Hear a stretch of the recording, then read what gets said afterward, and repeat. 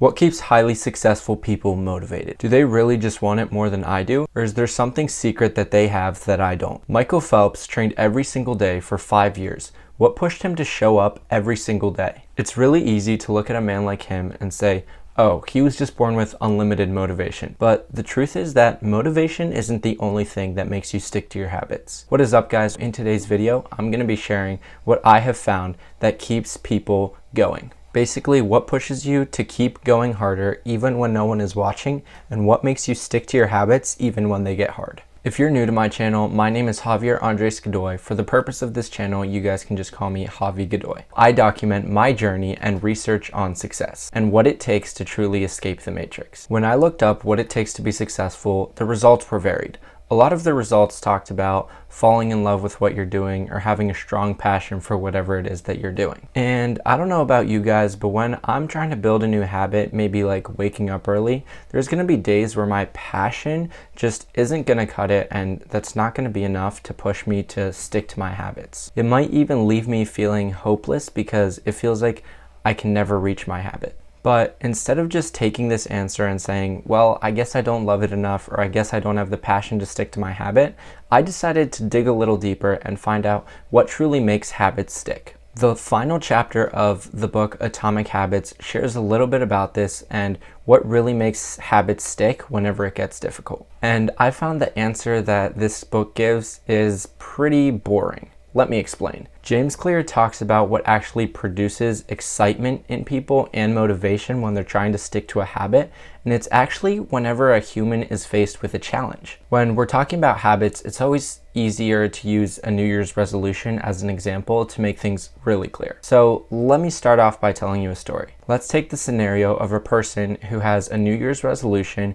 to get in shape and wants to build a habit of going to the gym. And let's apply the logic from Atomic Habits and see how it applies to this scenario. This person is overweight, so they challenge themselves to go to the gym every single day in the new year. After the first week, to their surprise, they've gone to the gym every single day. There's barely any progress, as you might imagine, so they start to doubt themselves and say, is it really even possible for me to lose all this weight that I have? Week 2 comes along, and they don't feel the same motivation that they did in the first week. So what exactly happened here? Where did all their focus and passion go? Do they just not love it enough? Do they not want it bad enough? This scenario is exactly what James Clear was referring to. This person was no longer excited or motivated to go to the gym because their mind needed a new challenge to be stimulated. James Clear describes this mental struggle with one simple rule.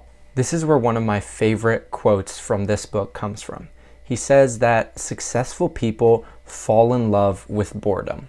When they're no longer stimulated by the activity, when they're in the middle of the grind, when they don't feel like doing something because it doesn't feel fulfilling enough, successful people are in love with the process, even when it gets boring. This brings me to another idea that I found when looking into what really motivates people to stick to their habits. This idea has to do more with the dopamine releases during a habit. Let me use the example of a person trying to go to the gym again to explain this. When they first start going to the gym, they have the idea of using pre-workout, which has a lot of caffeine, and loud music to really amp them up and get them excited about going to the gym. Soon, the music isn't loud enough, the caffeine just isn't enough, and they need something else to really stimulate their mind and motivate them to go to the gym. Now, James Clear would say that this person has to fall in love with the process of going to the gym and fall in love with the boredom that comes with that to stick to their habit, which is, of course, a completely valid idea. But Andrew Huberman, an American neurologist, explains a different idea of how this person can stay motivated to go to the gym. And it's actually quite cool. Huberman says that the dopamine release usually comes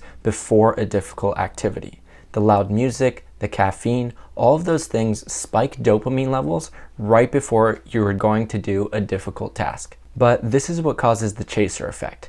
Every single time you want to go to the gym, you need a bigger hit of dopamine to get yourself over that hurdle of actually going to the gym. Well, what if I told you you could actually release dopamine during the workout instead of before? The truth is that this is actually possible. The forebrain is the part of the brain that controls our conscious thoughts. And this forebrain is actually closely connected with the release of dopamine. What you tell yourself is what the mind remembers. The next time you're in the middle of a workout or doing homework or building some habit that's really difficult and you don't want to do it, Just say out loud to yourself, I like this. And your mind will remember this. The release of dopamine will come whenever you say this to yourself and actually mean it. This is a way where you can actually hack your mind to do hard things. It's really trippy, but the next time your body is craving dopamine, instead of thinking that you can get that dopamine from saying you're going to do something or trying to chase dopamine from super loud music or caffeine, your body knows that if it wants dopamine, it's going to have to actually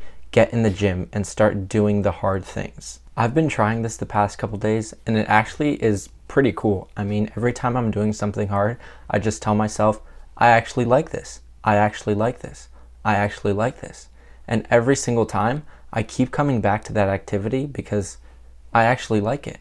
You want dopamine, then you have to do something difficult because that's where the dopamine comes from. The next time you're doing a push-up, think to yourself, say to yourself, I like the way this feels. And your body will actually release dopamine while you're doing a push-up.